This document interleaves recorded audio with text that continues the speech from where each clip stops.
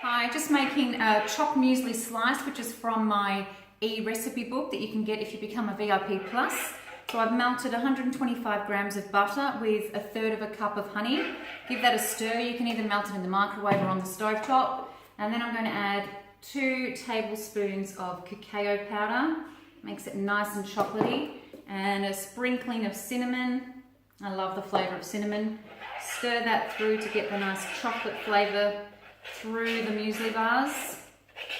And we don't actually bake these muesli bars, they go in the freezer, which is super easy. You can see how quick it is to make them. All right, now in with 1.5 cups of rolled oats. Make sure you get the nice thick oats, not those quick oats that just mush down to nothing.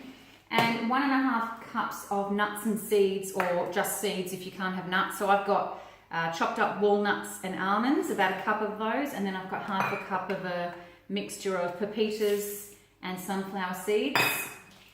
And give that a little stirring through, and then about 3/4 cup of desiccated coconut. So there's a few variations to this recipe. Like I said, you can make it nut-free, and then if you want, you can boost it up with some puffed rice. You know, you don't have to put the chocolate in if you don't want, but I love the flavour of the chocolate. So that is absolutely it. That's all you've got to do. Give it a good stir through, and maybe spill some over the edge like I just did then. And then all I need to do now is put it into this sliced tin here, and it goes into the freezer. So I'll just mix it a little bit longer and make sure it's all nice and buttery. But you can actually use coconut oil if you don't want to use butter. I do whatever. Some weeks I make it with coconut oil, sometimes I make it with butter. Same as well with a sweetener. You don't have to use honey. You could try it with maple syrup, or you could even give it a go with some brown sugar. I just like to use the honey. It's got a nice sweetness to it, and it actually helps it stick together. But feel free to experiment.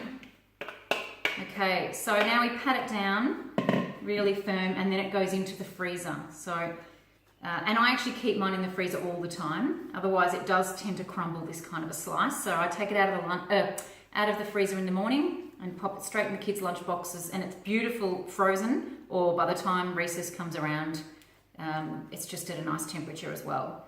So there we have it, really easy. And here we go is one that I prepared earlier in my little Anya lunch wrap bag. They've got some amazing products, so go and check out their website. So here we go, here's the slice, looking amazing. I'll show it nice and close.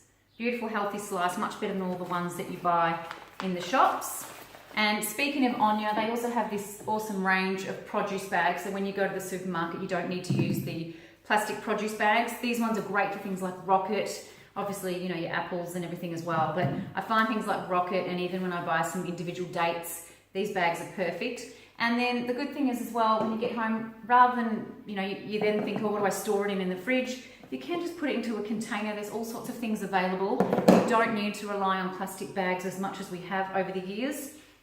You know, grab these on your produce bags, and it saves all that plastic that's just single use only. So there we have it. Awesome recipe. Hope you enjoy it. I'd love to see your photos if you can post them on the Facebook page or Instagram, #NoPacketNovember. I'd love to see your attempts at the slice, or maybe a variation of your own. And I hope you enjoy it as much as we do. Bye.